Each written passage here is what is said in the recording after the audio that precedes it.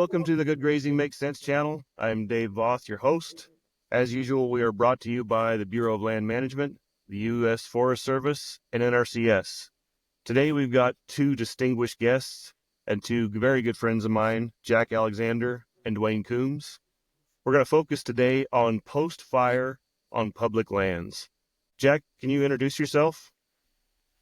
Yeah, like Dave said, Jack Alexander with Synergy Resource Solutions. I'm a range consultant. I live in outside of Belgrade, Montana.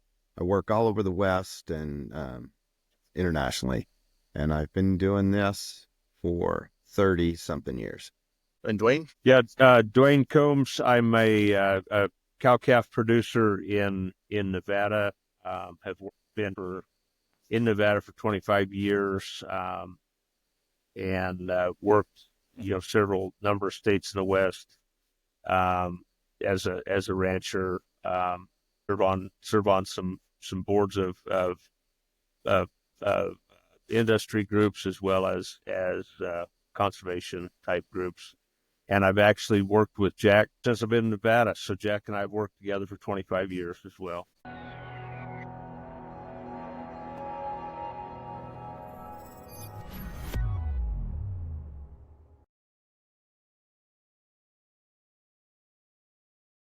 So let's talk about fire. Feels to me like it's been kind of a light fire year in Elko, at least by comparison. But I know there's been other areas in the country that have been really affected by fire. I have some friends in Oregon who've been just devastated. And it's a little too late to fireproof their ranch, but we need to manage through post-fire situations on their ranches. And these ranches a lot of times are on public land.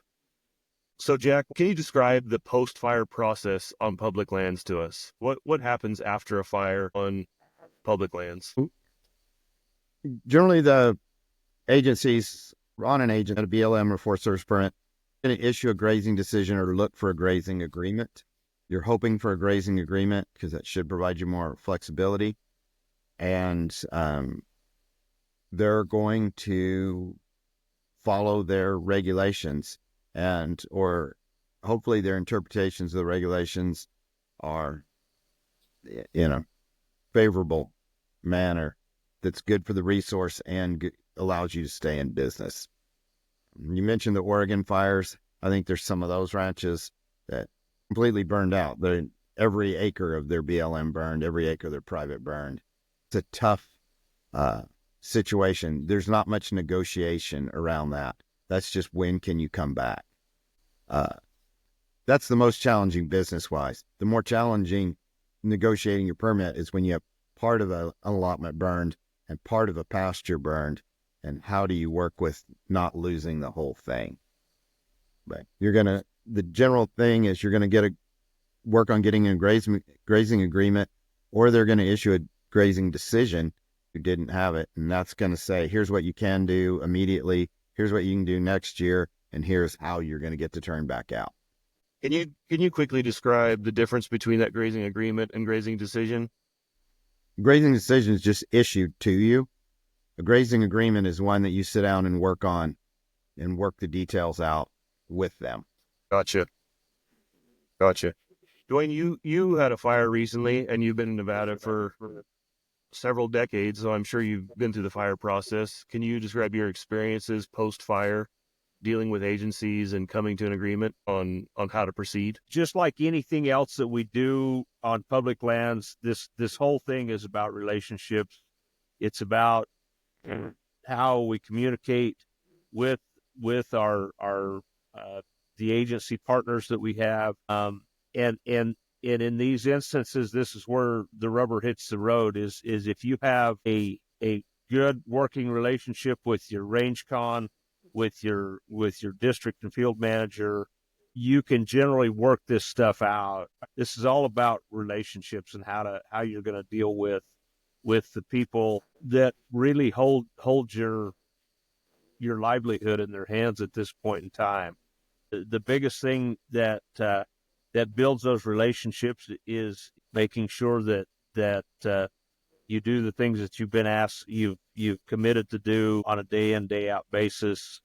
If the agency can't doesn't feel like they can trust you or you can't trust them on a good day, then when things get bad, they're really not gonna. Yeah. It just these instances intensify everything that you've been going through. And I think it is, as permittees, it falls on us to make sure that we have these working relationships. The longer I'm in this business, this whole grazing ranching deal is about communication.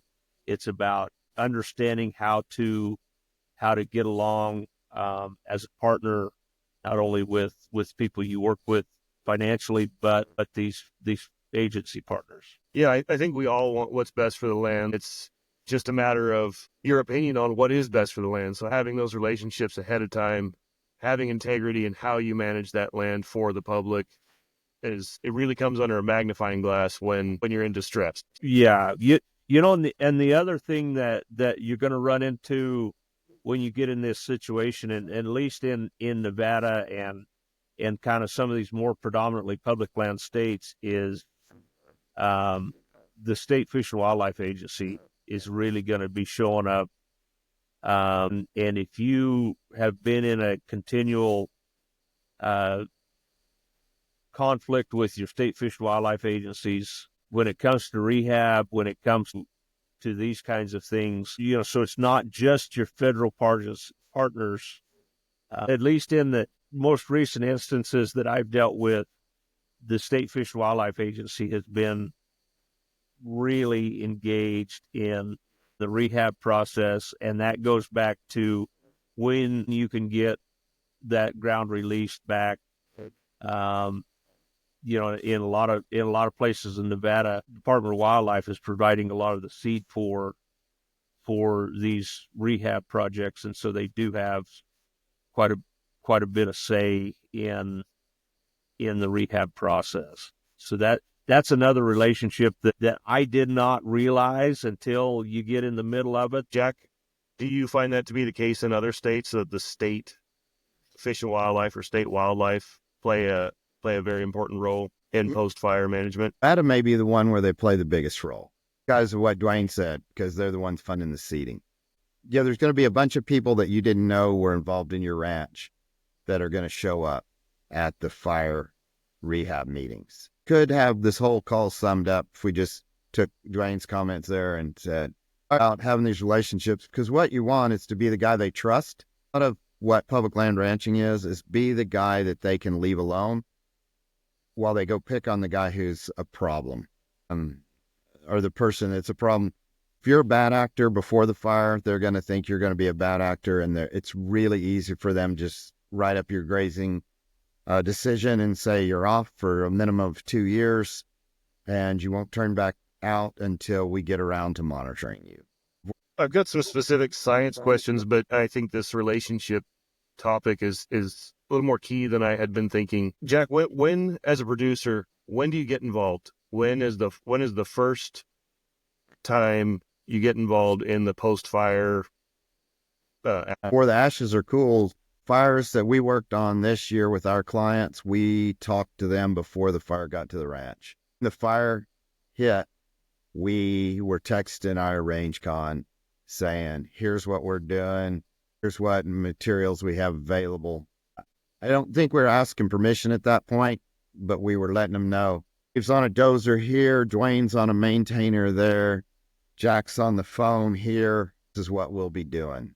Don't think you can call them too soon. I don't have to remember at the same time that your range con is probably as frantic as you are, because most of the time the range cons get called on the fire.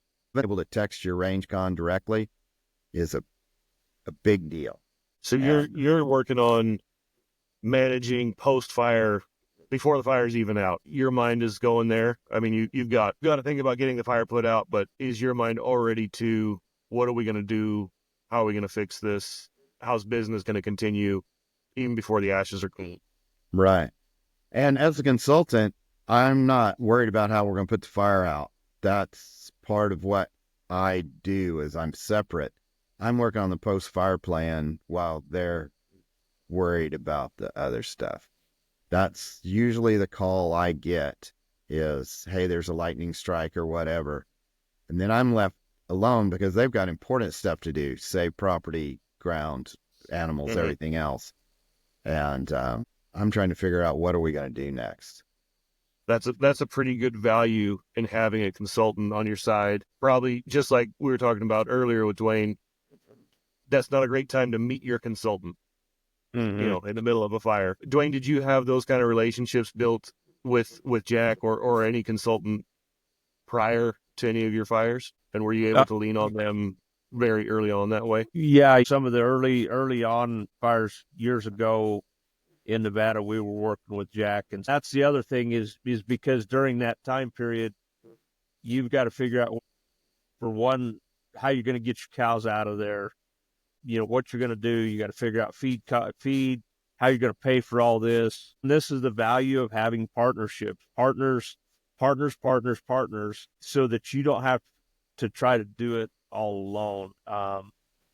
Um, a couple of years ago, the range con that we have now is a phenomenal range con. If a fire gets toned out on an adjacent allotment, I usually get a text or a call from our range con saying, here's what we are, here's kind of what could happen, and at that point in time, we start making contingencies as far as, okay, here's how we can work within our current permit to adjust numbers, to adjust things. And that's the other thing when it comes to BLM. This is a valuable lesson that I learned from Jack years ago. Is a lot of times we as permittees will step back and wait for the BLM to tell us what to do. But your ranch, your permit as good or better than anybody else out there.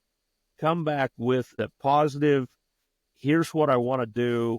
Be willing to work with that, make some adjustments with that, but come to your agency and go to your consultant. Here's what I want to try, and probably 8 or 9 times out of 10, if you're anywhere within reason, we'll roll with that, and that's always been the way that I've been able to get things done. There's a couple of these fires that we didn't even have to fence it out. We would go in and ride those burns years past, and so we really were able to have a lot of flexibility. But we came back with a plan. Here's what we're willing to do. Here's what we can financially offer. How can we make this work? That's an excellent point, and really where I was hoping things would go is not playing victim to the agencies, not letting them tell you what you're going to do and then complain about it. Let's kind of bring the science into that, Jack. A lot of times you see a fire come through and right away you just know it's going to be 2-year closure until standards are met. As a producer, what can you do there? How do you offer up your plan to the agencies and make sure that it's a good one and a realistic one and what's best for the land and your business? The biggest thing you can do for your fire plan is just like your drought plan is you need to have your fire plan put in place before you have a fire. You're probably going to be roughly the same plan. Is what if we don't have enough forage? How are we going to react? If we can't get to the whole ranch, how are we going to react? It's really tough to do when you're tired, stressed, worried about the fires are tough on a lot of emotionally, financially, going to be tired. So when you asked me about this a few weeks ago, the thing I thought about most is the things that your consultant can do for you are things you probably can do for yourself, except you got to do everything else in the world.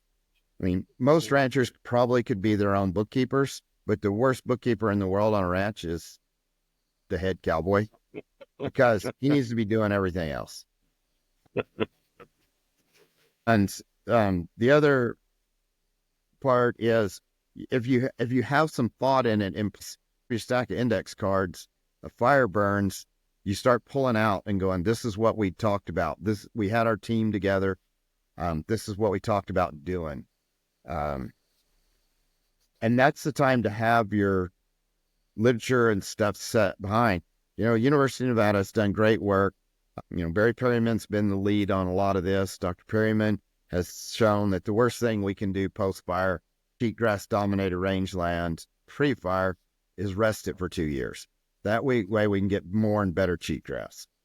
But how do you know if it was a grass dominated rangeland before, and how can you document that? And that's where doing your monitoring, this is a SRM podcast, and it seems self-serving, but we're going to say the same thing. Do monitoring because it works. That's the reason we keep harping on that. Is if you have your baseline mapping done, is your rangeland's in great shape and you have a less than catastrophic burn. The worst burns are the ones 110 degrees, winds blowing but not blowing so fast that you kill the soil microbes. That's tough. It's going to be tough to recover for. But let's say standard range fire, the one that's in the books, burns across your rangeland, you were in good shape beforehand, it's going to recover quickly. And for a lot of rangelands, it's going to recover better because it was a fire based ecosystem anyway. It's made to burn. And being prepared in advance, saying, this is just horrible. If it burns, seeding, it's not going to work. So what you want to do is have your pre-plan so that the agencies are on board. If this burns, it's where we're going to stick cows because it's going to be cheatgrass. Let's put cows in there and try to do something with the cheatgrass. And hopefully you can work with your agency and say, but here's 10,000 acres that are pretty good. Let's put, instead of spending $1 an acre over 1,000,000 acres, let's go spend $100 an acre or $1,000 an acre over 10,000 acres and get something back. So all that pre-planning and, the reason and the questions you asked me is why would you use a consultant to do that? It's because I'm not going to go do a fire pre-plan when what you're worried about is that, the cow just kicked the chute apart. Or you just had a flat on the pickup. You're not thinking, well, I could change the tire on the pickup, or I could go work on my pre-fire planning. But you can hire somebody who will go do that. And the reason they're going to do that, for them, the most important thing to do that day is the pre-fire planning. That's like the flat on their pickup because they got to feed their kids and they're going to do it with your fire plan. And you can work on that you can do it yourself. You can go do all that with your agencies and stuff. Just will you?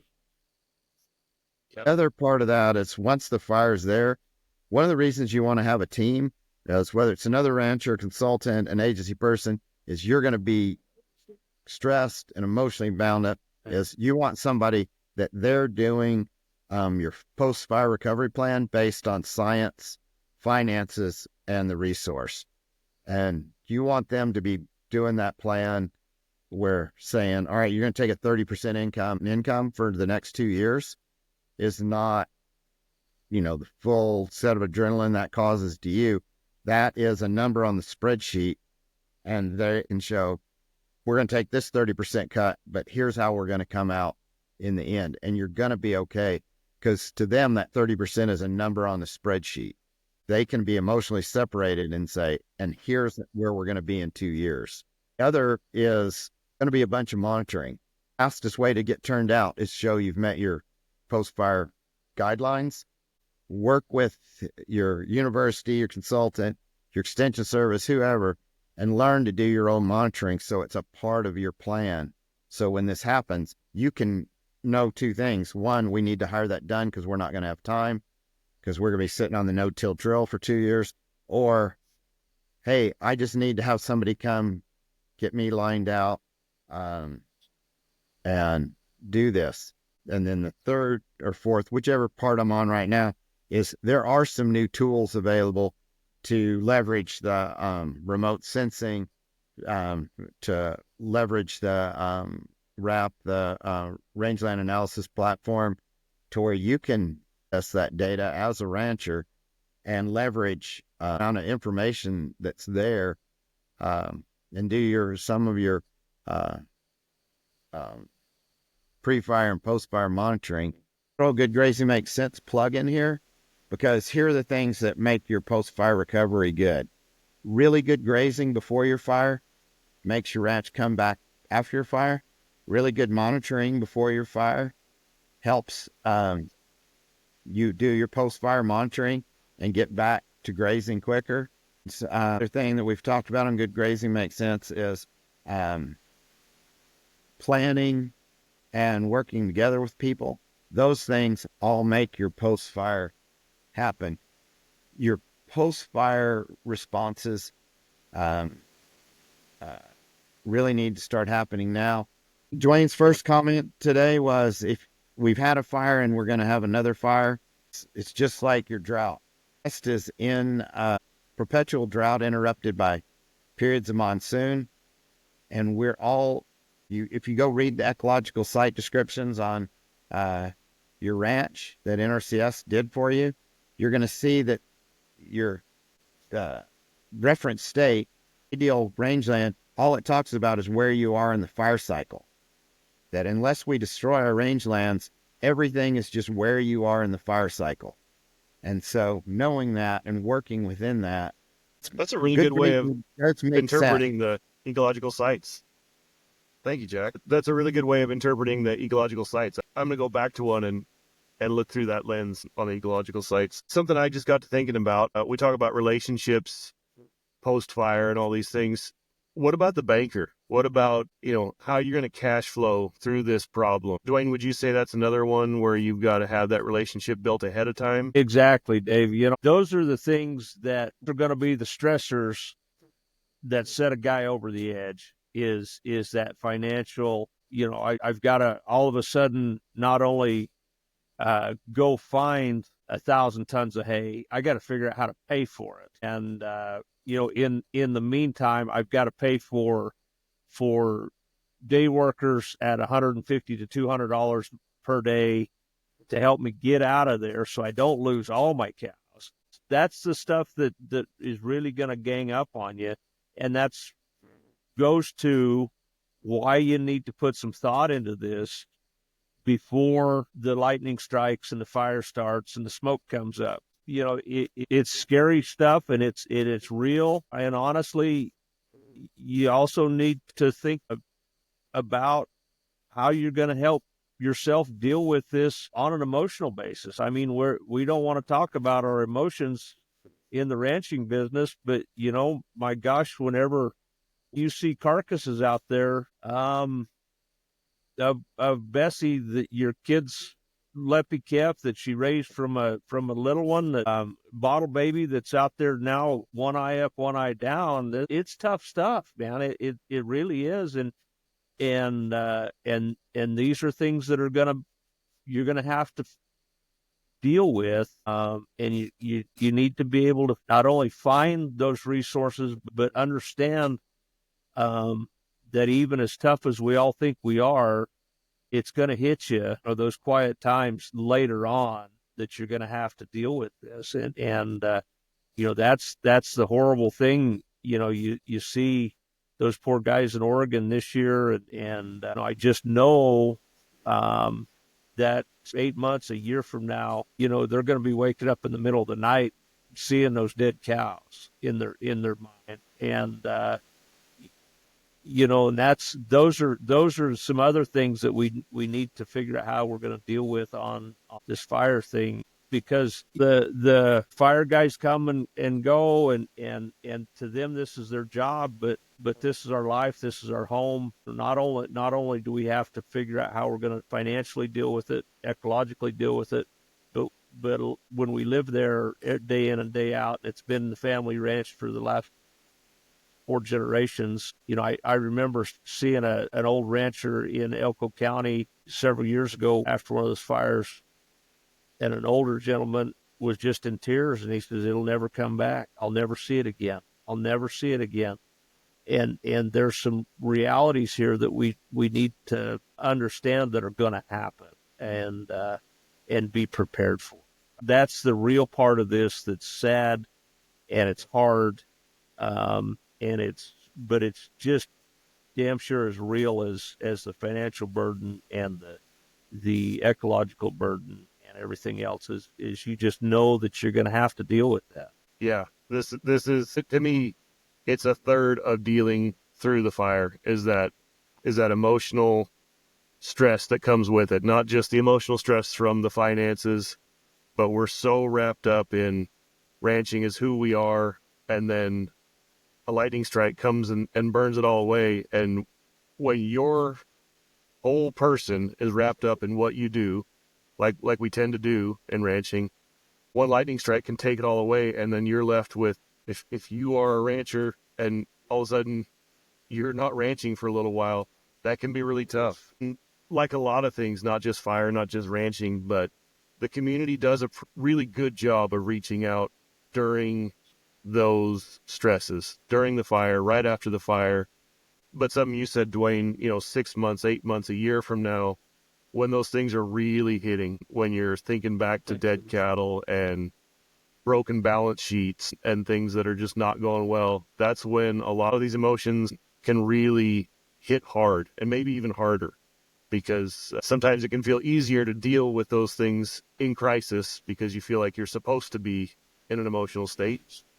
But a year from now, the community, the rest of the world kind of expects that you moved on, and maybe you haven't yet. So, Jack, have you seen the community anywhere in particular where communities have really reached out for that kind of support? And do you know any tools out there? I think that the big example of that right now, I think, is that North Texas fire, and the Oregon fires right now, that you see neighbor being a verb instead of a noun. That these people are reaching out. Guys who burned a little are helping guys who burned a lot. Guys who didn't burn at all are providing that support. And